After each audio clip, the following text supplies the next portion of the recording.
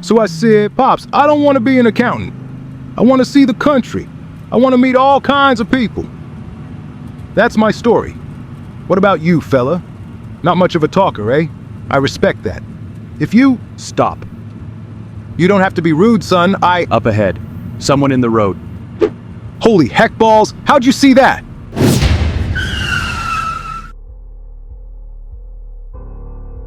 Open the door.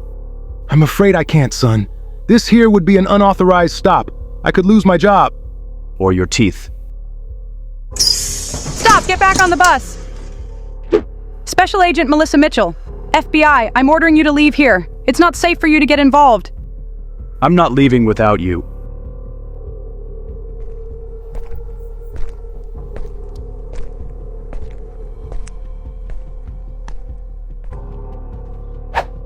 Once he sets her down on the bus, the driver asks what happened.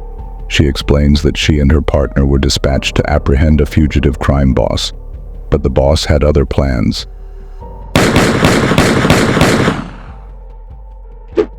She barely made it out alive, but her partner wasn't as lucky. She witnessed the execution of a federal agent. Suddenly, a bright light floods the bus as a group of bikers pulls up onto the street. The leader steps forward, holding a bottle of alcohol in one hand and a lit flare in the other, shouting at the bus driver. People on the bus, listen up. This here ain't nobody's business. Send out the phoebe and nobody gets hurt. You got 1 minute before you fry. Jason gets off the bus and says, Good news. That gives us 45 seconds of free time. And what do you reckon you'll do with that time? First, I'm going to beat the crap out of your friends. Then I'm going to shove that flare up your butt. That's enough, smart mouth. Kill this punk. Jason kicks the leader in the face, snatching the bottle and flare from his hands. As the other bikers rush forward, Jason lights the bottle and hurls it into their midst, igniting them in flames. More bikers arrive, charging in, but Jason grabs one with his own chains and hurls him into the others. One man with a knife lunges at him, aiming to stab, but Jason sidesteps, wrests the knife away, and drives it into the man's neck. The remaining bikers pull their guns and open fire, but Jason moves too quickly. He dodges through the gunfire, disarms one of the gunmen, and uses his weapon to finish off the rest. With his opponents down, the street falls silent. But please, don't kill me. You have a short memory. I didn't say I was going to kill you.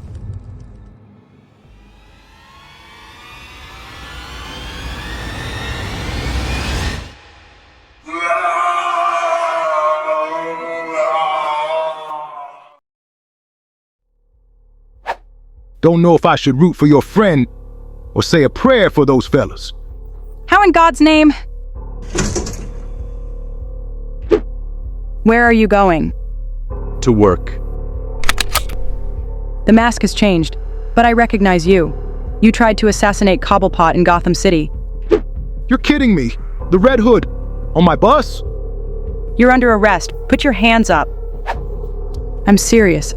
I can't let you walk out of here. I'm only on this bus because a friend and I have been tracking down a drug ring with ties to something called the Underlife. Your predicament indicates I'm on the right track. You need medical attention immediately. We passed a hospital 40 miles back. He's right, Missy. You can barely stand. I can't let you do this, Hood. I'm an officer of the law. How did the law work out for your partner?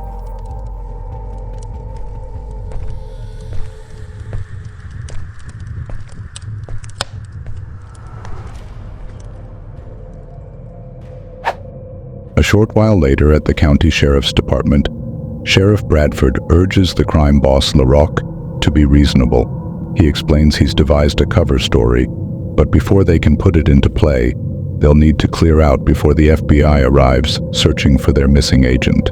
LaRocque gives him a hard, level stare and replies, I'm not going anywhere until my men get back with the Lady Phoebe's carcass. Enough already! Where the... Lock down the building! Sheriff!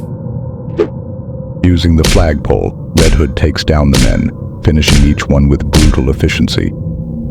As Bradford scrambles to his feet, he bolts to his desk, reaching for the radio to call for backup. But there's only silence. Glancing up, he sees Jason standing there, holding the radio plug. Jason begins to step forward, telling him, A week ago, I'd never heard of the underlife. Now it's the only thing anyone is talking about. Please, they'll kill me. Did I somehow give you the impression I wouldn't? Meanwhile, outside, LaRock bolts to one of the patrol cars, grabs the keys, and slides into the driver's seat. But as he switches on the headlights, he spots Jason leaning casually against a nearby wall. Jason covers his ears, and LaRock mutters, I don't get it.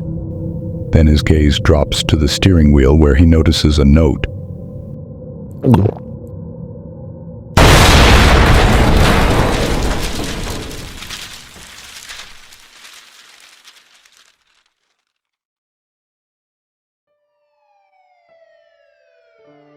Are you going to stand there in the shadows all night?